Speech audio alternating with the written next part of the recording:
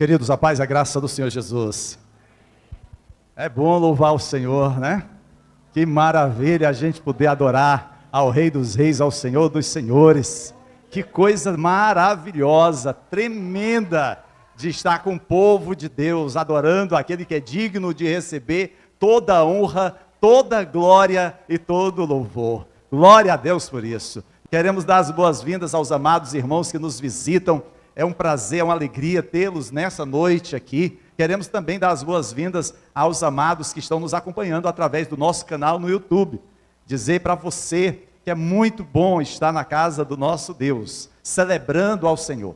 Eu sei que todos podem ter memórias da sua infância, mas uma das coisas que eu gostava muito na minha infância era de filmes que envolviam safaris no meio da floresta. Foi um tempo em que o Tarzan, com o seu grito, dominava as telinhas, né? Eu lembro que em alguns filmes, um grupo de viajantes montava o seu acampamento e durante a noite aparecia um leão e ficava a rodear as barracas. E as pessoas que estavam dentro delas, pela claridade da lua, viam a sombra da fera que passava sentindo o cheiro da próxima refeição. Aqueles minutos em que a sombra do leão era projetada nas barracas, eram assustadores, terríveis.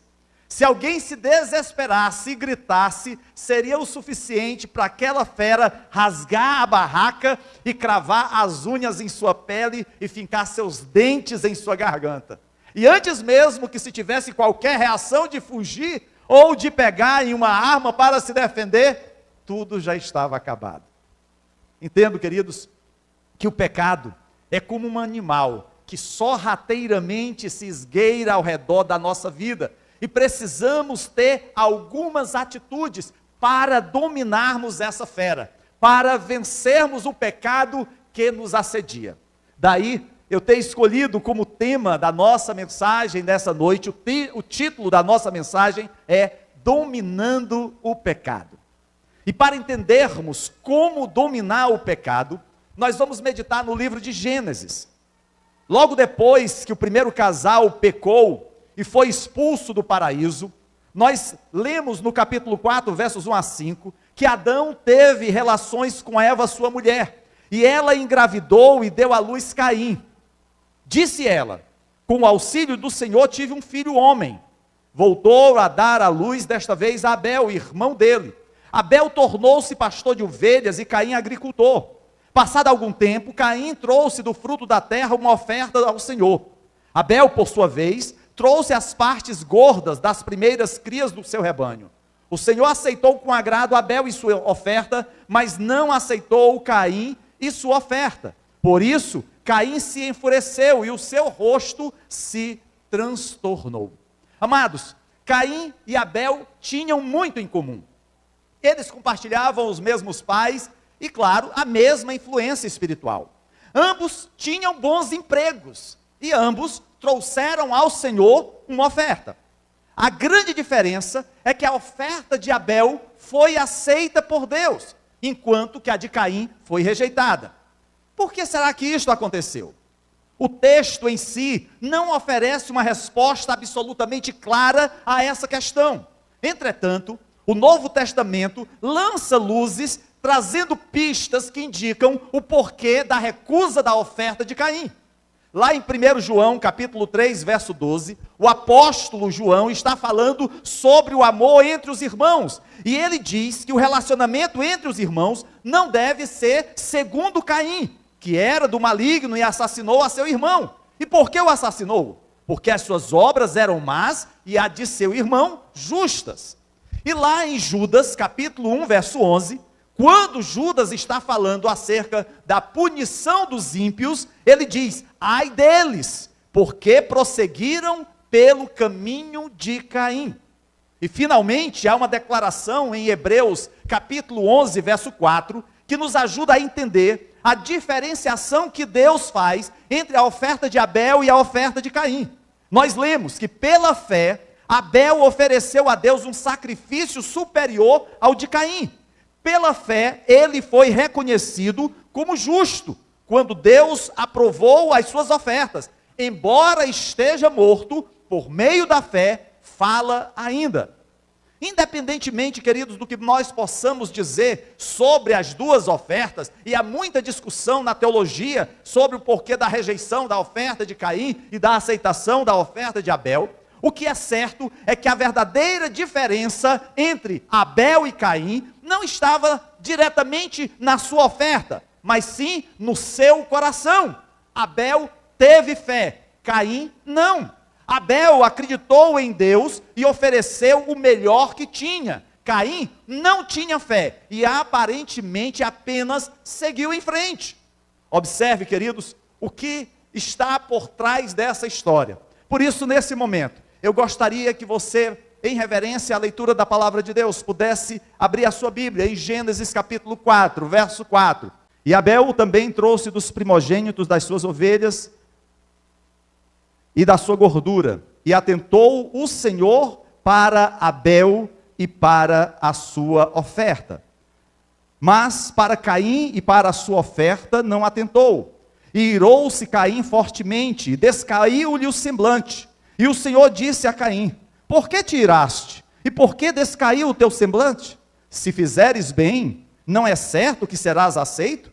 E se não fizeres bem, o pecado jaz à porta, e sobre ti será o seu desejo, mas sobre ele deves dominar. Feche os seus olhos, vamos orar ao Senhor. Pai, eu quero te louvar, te agradecer, ó Deus, por nessa noite estarmos reunidos no teu nome, e termos o privilégio, Senhor, de lermos a tua palavra. Obrigado, Senhor, porque a cada um dos teus filhos, tu já tens falado nessa noite. Eu peço que teu Espírito Santo continue a falar, a se revelar, Senhor Deus, através das tuas sagradas escrituras. Em nome de Jesus é que eu te oro, te louvo e te agradeço. Amém e amém. Observe, amados, que em Gênesis 4:4 diz que o Senhor aceitou com agrado Abel e sua oferta. E essa ordem, ela é crucial. Primeiro, Deus aceita Abel, e só depois a sua oferta. O mesmo também vale para Caim. Porém, diferente de Deus, o homem olha para o exterior e faz os seus julgamentos parcialmente pela aparência. Eu acho que vocês se lembram que quando Samuel foi ungir um dos filhos de Jessé como o sucessor de Saul, que adentram os irmãos de Davi, o mais velho, o mais forte, mais alto, Samuel imaginava que seria ele, aquele a quem ele deveria ungir. E Deus então diz que não. E vão entrando todos os irmãos de Davi, até que todos os mais velhos tinham entrado, e Deus nenhum deles tinha escolhido. E Samuel pergunta: não há mais nenhum? Sim, há um rapazinho que cuida das ovelhas, manda-o chamar. E é exatamente a Davi que Deus havia escolhido, e ele é ungido como novo rei de Israel. Deus sempre olha para o coração em primeiro lugar. Quando ele olhou para o coração de Abel, encontrou fé, e foi a fé que o Senhor recompensou.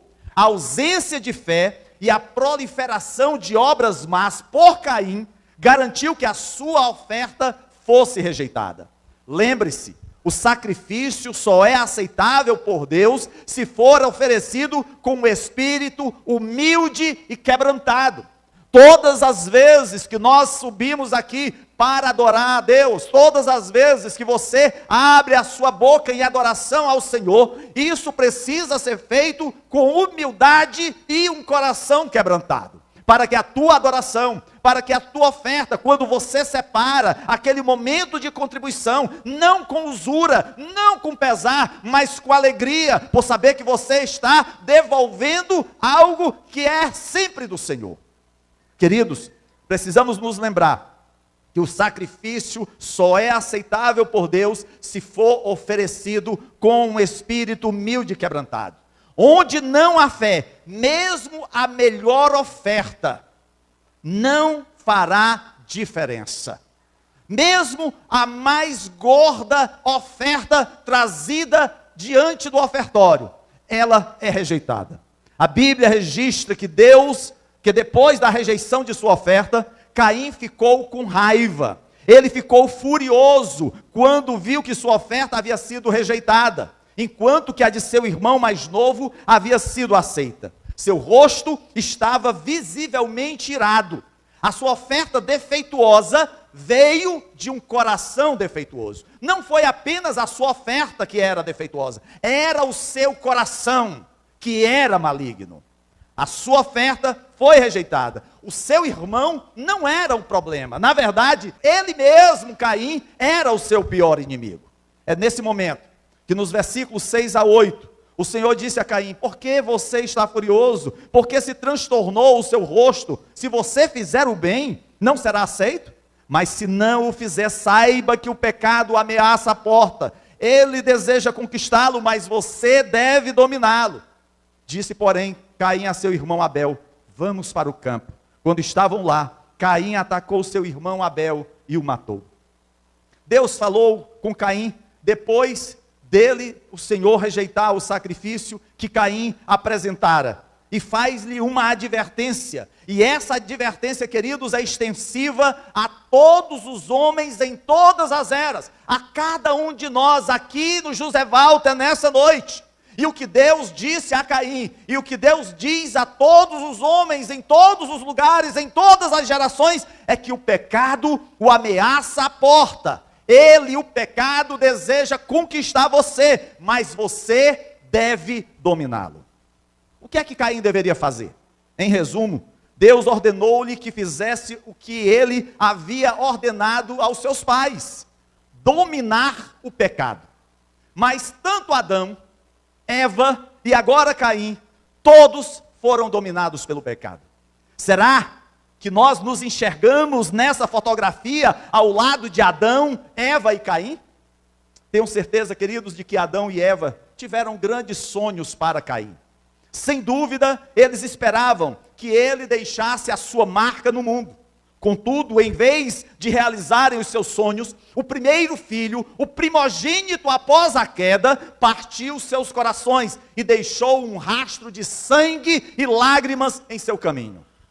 Esses versículos iniciais do capítulo 4 registram o primeiro nascimento, os primeiros irmãos, o primeiro pastor, o primeiro agricultor, as primeiras ofertas, o primeiro culto de adoração, mas também o primeiro assassinato e o primeiro encobrimento do pecado. O clímax desta história não é simplesmente o fato de Caim ter morto um homem que o irritou. Não, claro que isso seria ruim, já era o suficiente para ser algo mal, mas na verdade, ele assassinou o seu irmão sem que esse nada tivesse feito contra ele. Há muita coisa que nós não sabemos acerca dessa história e que talvez gostaríamos de saber. Qual a diferença de idade entre Caim e Abel? Como foi a infância, a adolescência, a juventude deles? Por que um escolheu ser agricultor e o outro pastor? Como eles sabiam que deveriam trazer uma oferta a Deus? Como Caim soube que o sacrifício de Abel havia sido aceito e o seu não? E qual foi a marca que Deus colocou nele após ele matar seu irmão para protegê-lo? Para todas essas coisas, nós simplesmente devemos dizer que não temos informações suficientes para dar uma resposta definitiva. Mas há duas coisas que nós sabemos que são certas nessa história. A primeira é que o primeiro assassinato acontece dentro da família. E a segunda é que o primeiro assassinato ocorre após um culto. Ao começarmos o nosso sermão, observe como o pecado vai progredindo. Em Gênesis 3, a serpente tem que convencer Eva a pecar. E Eva, por sua vez, convencer Adão a pecar. Mas em Gênesis 4, Caim é convencido a pecar por ele mesmo. O que começou como engano da serpente, se transformou em um pecado deliberado e agora leva ao assassinato premeditado. Há uma linha direta que se estende desde o cadáver ensanguentado de Abel até os assassinatos em alguma rua aqui do José Walter. O homem tornou-se agora o seu próprio carrasco. Caim poderia ter pedido orientação a Deus para apresentar uma oferta mais aceitável. Ele também poderia ter pedido até conselhos ao seu irmão, ou um cordeiro para sacrificar ao Senhor. Mas o orgulho e o ódio dominaram Caim. Ele teve a chance de se arrepender, mas seu ódio transbordou até que ele matou seu irmão e teve que enfrentar as consequências dessa ação. O que isso significa para nós? O que nós podemos aprender com a história de Caim e Abel? Quer dizer, queridos, que o pecado está esperando na porta para que caiamos em suas garras, e é nossa responsabilidade trazer essa fraqueza aos pés de Deus para superá-la. Pode ser que a fraqueza de alguns seja a imoralidade sexual, que continuamente se coloca à disposição em sites pornográficos tão fáceis de serem visitados com um teclado de um dedo no celular. Para outros, pode ser a mentira, a murmuração, pode ser a traição, o adultério. Um pequeno pecado da mente hoje pode levar a sérias consequências no futuro. Isso pode levar a ações que não podem ser revertidas. Devemos, amados, prestar atenção ao aviso de Deus, pois o pecado está esperando para nos reivindicar. Daí a exortação do Senhor: o pecado o ameaça à porta, ele deseja conquistá-lo, mas você deve dominá-lo. Queridos, esse versículo retrata o pecado como um leão esperando para atacar-nos e destruir-nos. Se não tomarmos cuidado, o pecado nos vencerá e nos dominará. Se nós não estivermos atentos, seremos tragados pelo pecado. Há muitos hoje, infelizmente, inclusive na igreja, que estão à beira da destruição, enquanto oscilam sobre o abismo. E Deus continuamente os adverte, os avisa, para que possam seguir na direção certa. E isso é feito através da pregação da palavra de Deus, por aqueles que têm sido chamados para levar a mensagem do Senhor. É isso que cabe aos pastores e presbíteros dessa casa: alertar, exortar, ensinar, pregar a palavra de Deus, para que não venhamos a esmorecer, para que não venhamos a cair. Certamente há uma batalha por suas almas, e infelizmente para muitos o pecado está em vantagem, mas ainda há tempo de mudar. E a grande pergunta é: o que você fará? Você perceberá o perigo e abandonará o seu pecado, inclusive aqueles de estimação? Porque às vezes nós temos alimentado pecados de estimação.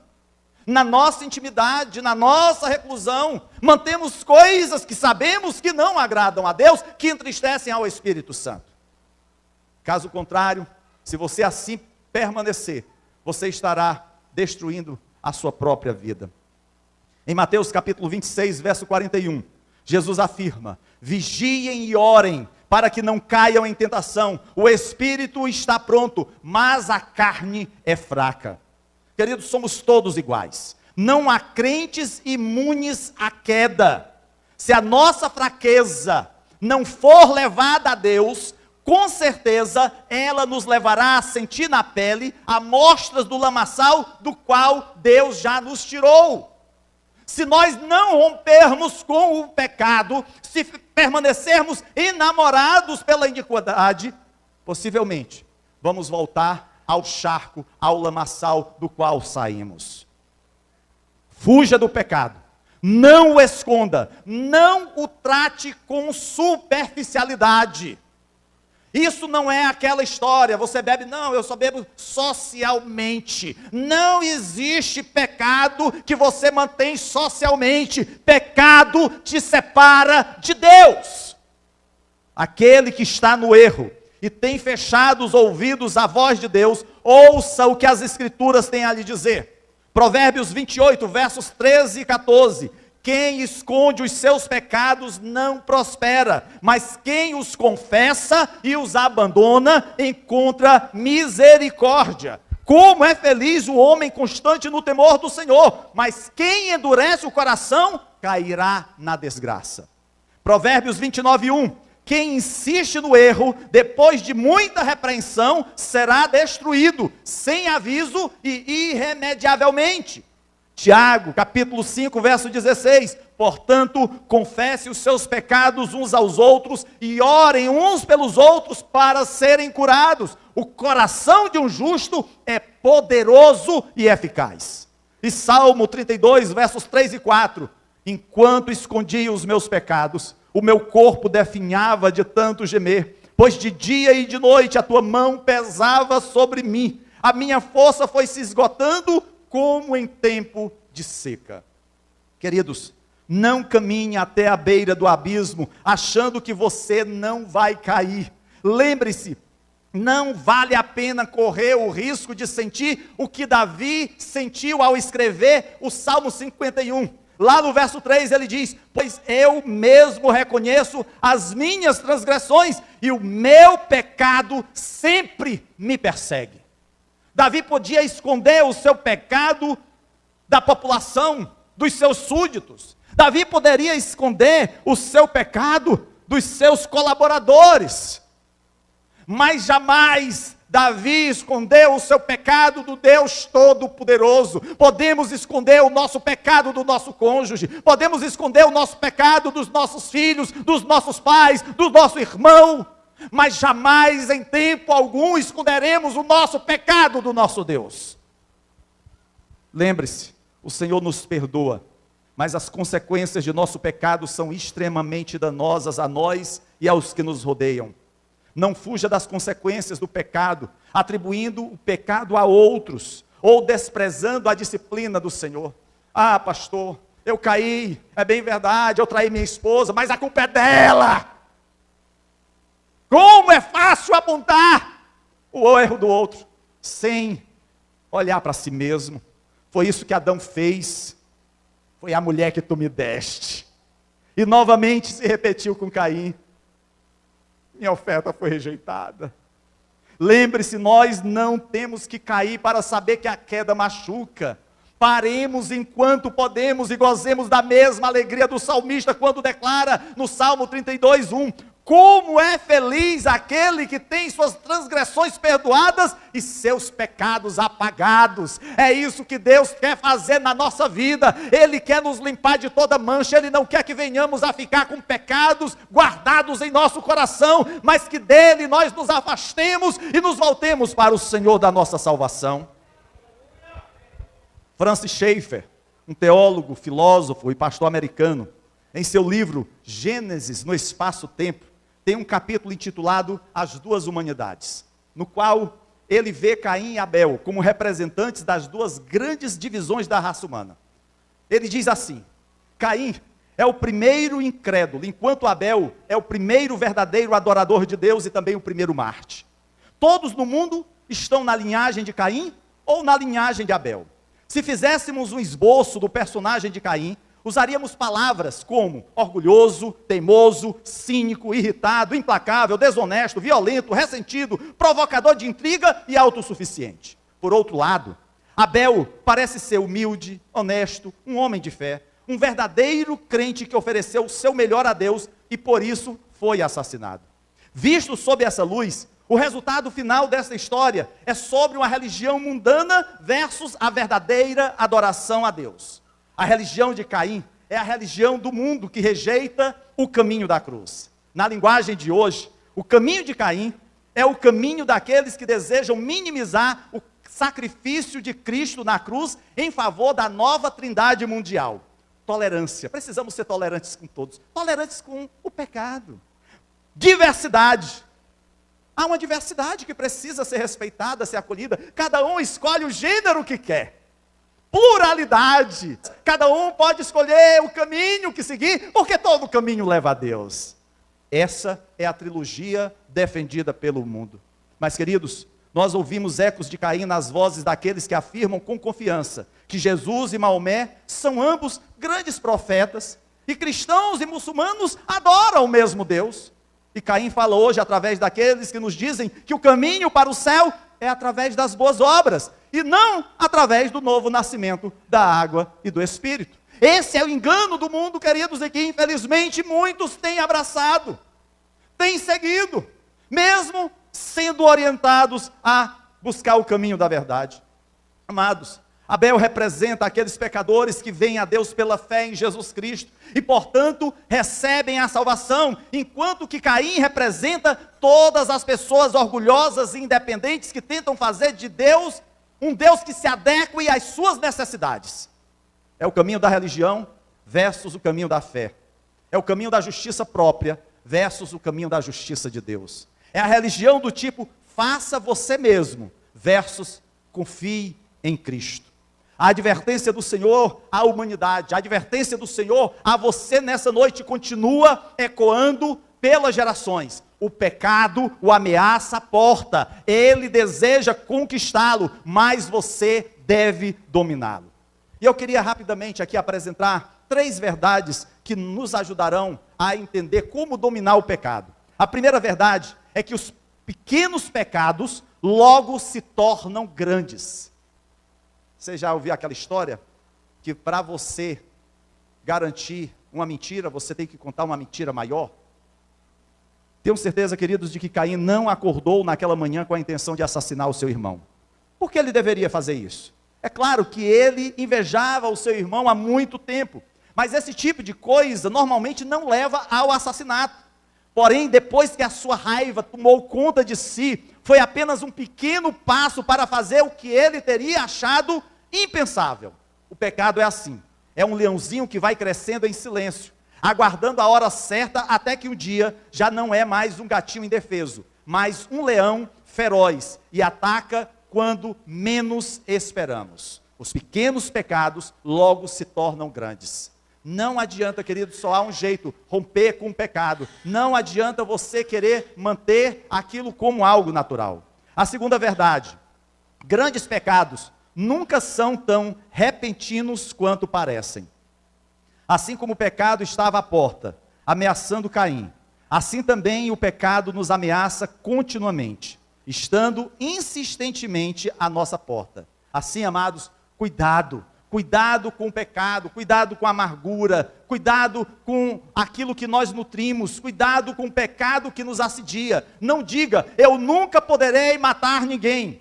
Lembre-se daquilo que Tiago fala no capítulo 1, verso 15, que o pecado começa como uma pequena semente que leva a um desejo errado e que gera a morte. E a terceira verdade, mesmo os piores pecados podem ser perdoados. Você pode chegar para Deus e dizer, Senhor, Tu não me aceitas, meu pecado é algo terrível, mas lembre-se, os piores pecados podem ser perdoados. Há pelo menos 2 notas da graça de Deus nessa história de Caim e Abel. A primeira encontra-se na advertência que Deus fez no versículo 7. Se procederes bem, não é certo que serás aceito. Deus é gracioso. Deus diz para Caim, olha, a tua oferta foi rejeitada, mas se tu procederes bem, ela será aceita. Um momento da graça de Deus.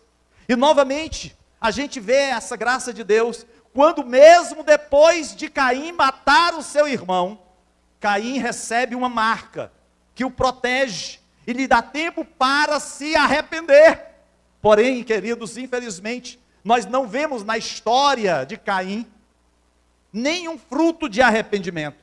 Caim foi poupado da pena de morte, teve permissão para viver muitos anos.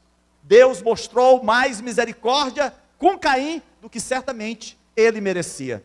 Embora eu não veja nenhuma evidência da sua conversão ou do seu arrependimento, isso não cancela a verdade de que ele teve muitas chances de fazê-lo. Talvez você esteja aqui nessa noite e já tenha ouvido muitas mensagens da palavra do Senhor. Talvez você esteja nos ouvindo aí através do nosso canal no YouTube. E diversas vezes pessoas já pregaram, entregaram mensagens para você, folhetos, e você tem reagido, você tem rejeitado, você não tem aceito a palavra do Senhor. Mas até quando? Até quando você permanecerá com o teu coração endurecido? Com base nessas verdades, deixe-me oferecer uma palavra de advertência a todos os que ouvem e ouvirão essa mensagem. A sua religião não irá salvá-lo. Não é porque você nasceu numa religião A, B ou C, não é porque os seus pais são crentes, pastores, presbíteros, oficiais do ministério. Isso não quer dizer nada. Mesmo a melhor religião mais bíblica que possa ser, não irá salvá-lo. Mesmo sendo membro de carteirinha de uma igreja cristã, isso não vai salvá-lo. Ao contrário, a religiosidade pode até mesmo te condenar. Até a boa moral e os bons costumes podem mandar você para o inferno se você não tiver fé no coração. Meu Deus, eu lembro de alguns anos atrás, que a medida da nossa fé não era pela nossa santidade, a nossa piedade na presença de Deus, mas era pelo tamanho da roupa que nós vestíamos. É claro que nós devemos viver com decência e ordem, mas nós não medimos a fé, nós não medimos o viver cristão com a aparência, com o exterior. É do nosso interior que salta para o exterior, não é do exterior que salta para o interior. Caim teria sido um excelente membro da igreja, se não fosse por um fato: ele estava perdido. Há um conto cristão que diz que um homem construiu uma escada para o céu. Ele construiu isso a partir de suas próprias boas obras, um degrau de cada vez. Depois de muitos anos de esforço, ele estava a apenas 2 degraus do céu. E após tanto esforço e muitas boas obras, ele finalmente chegou ao topo. De repente, a porta do céu se abre e lá estava Jesus, que lhe disse: eu sou a porta. Se alguém subir por outro lado, é ladrão e salteador. E a porta se fechou na cara do homem. Não são as obras, não é mérito nosso, foi conquistado na cruz do Calvário, foi Ele que deu a sua vida por você e por mim. Só existe um caminho para o céu, e esse é Jesus Cristo. O caminho de salvação é através da fé em Jesus, o Filho de Deus. Muitos Caíns do século 21 estão construindo febrilmente as suas escadas para o céu, através das suas boas obras, ou através da sua observância religiosa. Infelizmente, queridos, para estes, a porta será fechada quando chegarem ao topo. É isso que Jesus afirma lá em João capítulo 3, verso 3. Ninguém pode ver o reino de Deus, se não nascer de novo. Deixe-me então levar a pergunta a cada pessoa que assiste a essa pregação, a você: você já nasceu de novo? Qual é a sua resposta a essa pergunta? Se você diz assim: pastor, eu não nasci de novo, ou eu nem sei o que é nascer de novo, então eu recomendo que você corra para a cruz e coloque a sua fé no Filho crucificado de Deus, que o amou e morreu por você. Agarre-se a Jesus, abra seu coração para Ele. Se você quiser ir para o céu, você deve entrar pelo caminho da cruz, ou nunca entrará. Há nessa noite alguém aqui que precisa nascer de novo? Alguém que precisa confessar Jesus como Senhor e Salvador? Alguém que precisa de um encontro com Jesus? Hoje é noite de salvação, hoje é noite de reconciliação. Não saia daqui sem tomar essa decisão. Essa decisão certamente vai ser a mais impactante da sua vida. Em 1983, no dia 22 de janeiro, eu aceitei Jesus como Senhor e Salvador da minha vida. A minha vida mudou da noite para o dia, mas essa transformação continua se realizando no meu coração, porque tem muita coisa que Deus precisa mudar, e Ele vai continuar mudando até aquele dia em que o Senhor nos chamar, e nós receberemos um corpo glorificado, estaremos eternamente na presença do nosso Deus. Mas se você respondeu que já nasceu de novo, mas você tem se inquietado com a história de Caim, porque você diz assim: pastor, Caim, o malvado, assassinou Abel, o justo. Ou seja, o homem que acreditou em Deus morreu, e o homem culpado permaneceu em vida. Caim parece, queridos, escapar impune ao assassinato, mas isso é apenas um julgamento temporário. No final, Abel herdou a eternidade com Deus, e Caim aguarda o juízo final, quando será lançado no inferno. Aqueles que vivem pela fé neste mundo podem não ser famosos ou populares, e podem não parecer atraentes para nós. Abel foi declarado justo por Deus, mesmo tendo sido assassinado. A morte nunca é a última palavra na vida de um homem justo. Abel foi assassinado, mas foi ele quem foi para o céu. Hebreus capítulo 11, verso 4, diz que embora Abel esteja morto, por meio da fé, Ele ainda fala conosco. É irônico que quando Ele estava na terra, a sua fé não tenha conseguido convencer o seu irmão, mas agora, estando morto, aguardando o grande dia em que Jesus voltará para buscar a sua noiva, e aqueles que dormem no Senhor ressuscitarão, e juntamente com aqueles que permanecerem vivos, irão ao encontro do noivo. Ele hoje fala, e Ele está mais vivo hoje do que no passado. Pode ser, amados, que o mundo nos odeie, e possa até nos matar, mas Ele jamais poderá nos destruir. Nem mesmo a própria morte pode nos separar do amor de Deus que está em Cristo Jesus, nosso Senhor. E o que Deus continua a falar para você e para mim: o pecado ameaça a porta, ele deseja conquistá-lo, mas você deve dominá-lo. Amados, não é fácil, somos carne, somos pó, mas precisamos ouvir a voz de Deus diligente. O pecado nos ameaça, e ele faz isso continuamente, diariamente, nos afronta com as imagens que estão à disposição na TV, no celular, no dia a dia, com os desejos tão fortes que nos embriagam. Ele, o pecado, quer nos conquistar, quer nos escravizar. Cabe a nós dominá-lo. Fique de pé, deixe-me orar pela sua vida, em nome de Jesus. Deus Todo-Poderoso, Pai de infinita bondade e misericórdia, ó Deus, reconhecemos, Senhor, que tantas vezes somos assediados pelo pecado, e o pecado se apresenta, Senhor, de tantas formas: um copo de bebida, uma mulher ou um homem que com palavras graciosas procuram nos levar à traição. Desejo, Senhor, que vem através dos nossos olhos, que são continuamente inundados com as coisas deste mundo: fama, riqueza, poder, glória, sucesso. Ó Deus, ajuda-nos, ó Pai, a dominar o pecado que está à nossa porta, que quer de todas as formas nos destruir, e dá-nos a vitória, porque a Cristo na cruz do Calvário conquistou essa vitória para cada um de nós.